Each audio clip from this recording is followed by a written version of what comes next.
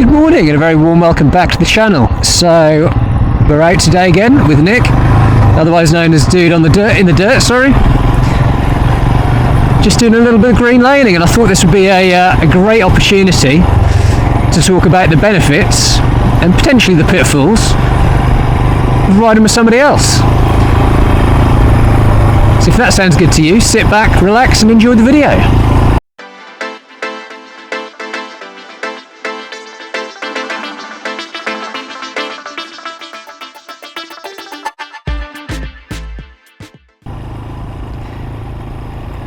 Okay folks, so let's talk about the benefits of trail riding with somebody else. First one, and potentially the most important one, it's a hell of a lot of fun. It's just more fun when you're riding out with other people. Some of the best memories that I've got of being on motorcycles are when I've been riding with other people, so that's a big factor. It's more fun, you share experiences, you share tales. It's just, yeah, it's really good fun.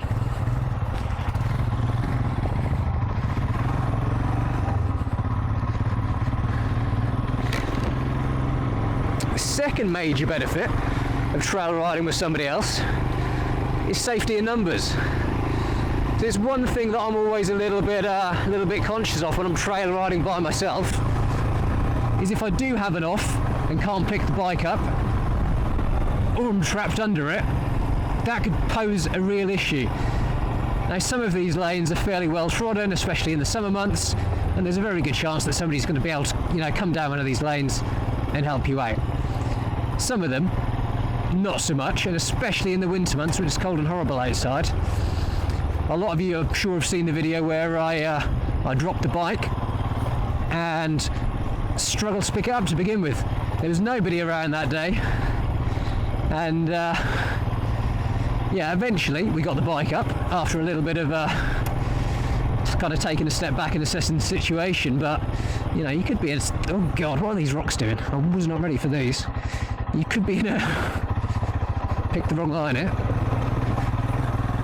Nick's obviously been down here more recently than me because I had no idea they were coming up. Where was I?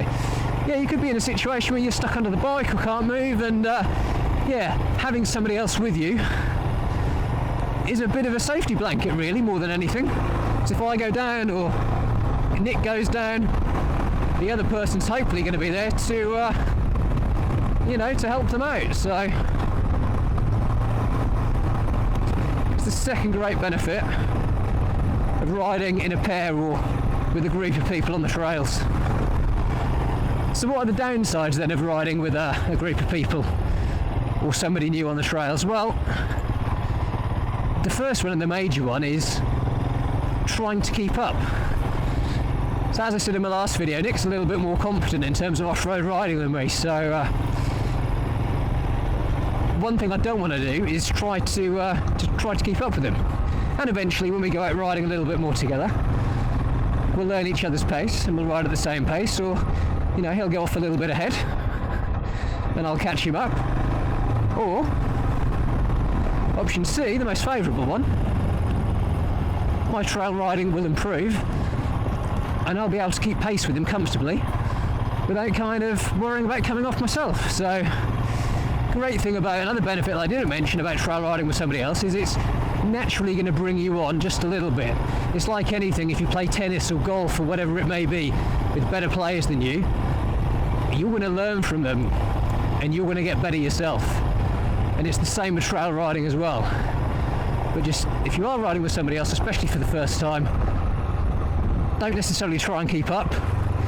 Go at your own pace, stay safe, because sometimes when you are riding with other people, you can have a false sense of security because you're safe in the knowledge that if you do drop the bike, that other person's going to be able to pick it up for you. But again, that makes you more likely to have an accident if you're pushing it too much. So it is a very fine balance, and that security and comfort blanket of another person making trail riding safer could actually be a downside, and it could go the other way. It could make it a more kind of worse experience for you. So yeah, you definitely need to be mindful of that. I hate this lay-by. I went out riding with my dad a couple of years ago when I had the TTR, and I only had it about a week, and it cut out on me. I couldn't get it started again. So we had to call the breakdown out. I was standing in that lay-by for about 2 hours waiting for them to come out. They couldn't start it, couldn't figure out what was wrong. You could hear a bit of petrol sloshing around the petrol tank. Got home, filled it up, went straight away. So to this day I'm adamant that the only reason why that bike wouldn't go is because it didn't have enough fuel in the tank. Hugely embarrassing, really frustrating, but yeah, thankfully that was the only time that bike let me down, and let's face it, didn't let me down. I let myself down, but yeah, funny little tale I thought I'd tell you just as we passed that lay-by. But hopefully you found this video useful, folks, in terms of trail riding. So yeah, it's got some great benefits. Just be careful you don't over push and overreach, and you know, go at a speed that you're not necessarily comfortable with. But that's going to wrap it up for today, folks. So as always, thank you all so much for watching. Take care, ride safe. Until the next time, goodbye.